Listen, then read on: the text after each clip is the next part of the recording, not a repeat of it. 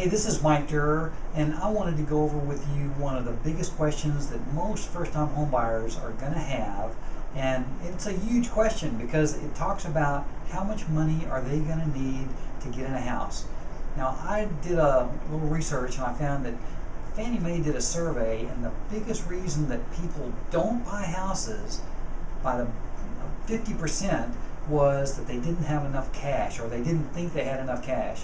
What I'd like to do is I'd like to dispel any question that you might have about how much money you're going to need to close on a house. All right, let's talk about it. Let's break it down. The first thing you're going to need to do, or first thing that you're going to need to have, is earnest money that represents a kind of a what's the term I'm looking for? It's a commitment to the seller that you're serious about buying their house. So the earnest money is a commitment, and it usually represents about 1% of the amount of the house. So if it's a $150,000 house, a valid earnest money check would be about $1,500. Now, there is a standard of at least $1,000, so you can count on that. And I've seen people accept less, but the 1% number is a good number. The second part of that is you want to pay, or you want to get an option to inspect the property. And this usually is a less expensive version, so it's usually $100 in option fee. And the $100 buys you 7 to 10 days to have your inspector go out there and look at the property. Okay? And the 7 to 10 days is usually plenty of time to do that. So what the inspector does is that he goes and he looks at the roof, he looks at the foundation, he looks at the plumbing, he looks at the electrical, and he's probably going to look at the heating and air conditioning system too. But that brings up another expense because you got to pay the inspector, and you can anticipate smaller houses anywhere from $250 to $350, and then on the bigger houses it could be anywhere from $350 to $650, just depending on how much time the inspector is going to spend out there. So let's summarize. First you have your earnest money, 1% of the purchase price, then you've got your option fee, and then you've got to pay the inspector, which again could be anywhere from $300 to $600. At that point, once you've inspected the property and have decided that you're going to buy that property, then the lender is going to want you to order the appraisal. It's time to order that appraisal. Now, you don't want to spend that money earlier because the inspection really tells you if this is the house that you really want to buy. At that point, you're pretty much committed to buy it, so we're going to order the appraisal. Now, the appraisals, I've seen them range from anywhere from $350 to $550, so just you have to be prepared for that. So again, we got the earnest money, we got the option fee, we got the inspection, and we got the appraisal. Okay, I know a lot of this is adding up pretty good. Now, you have to think about you're going to have a down payment. Right? Your down payment is going to vary depending on the type of loan that you do. 3.5% is the minimum for the FHA programs. 5% is the minimum for the conventional programs.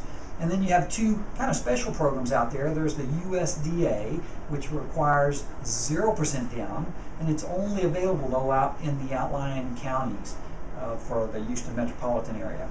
And then of course you have a VA down payment, which is 0 for vets, and it's a great program for vets. So if you're a vet, there's no reason you should do any other loan than a VA loan.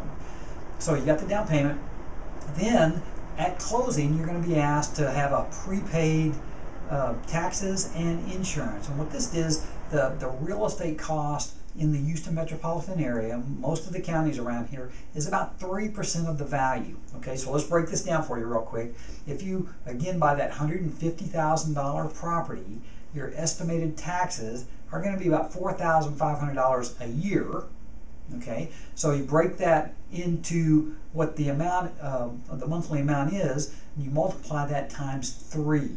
Okay, so $4,500, I'm not sure what that would be. Let's say it's $375 is probably a pretty good number, and then you'd have 3 months of that that's going to go into your escrow account as a cushion, so that when you pay your payment, that 1/12 of that amount is going to go into your escrow account. And then on the homeowners insurance, there's not really a number that I can come up with. I usually calculate somewhere between $125 and $175 a month for a monthly homeowners insurance part. Okay. Now, at closing, you're going to be asked to pay a full year of your hazard insurance in advance, and then cushion that amount with another 3 months for the escrow account. And that's going to require some longer explanations. And then finally, you've got your title company fees and your lender fees. Now, this all seems like a lot of money, and the truth is it can add up pretty easily to $8,000 to $10,000 to $12,000 to $15,000, and it's the biggest reason that most people don't buy houses. But if you'd like to know more information about exactly what we're talking about as far as what it's going to cost you to get into a house, I'd love to chat with you. Also, there are very good ways to reduce the amount of money that you need to get in a house by half. And I'd love to talk to you about that and help you and guide you on that information. And I will tell you that I'd say 50% of the people that are buying houses today can reduce the amount of money that they need to get in a house by half just by using this strategy. So I look forward to talking to you. My number's going to be right there. It should be right there. Yes. And again, love to hear from you. Thanks a lot. Bye-bye.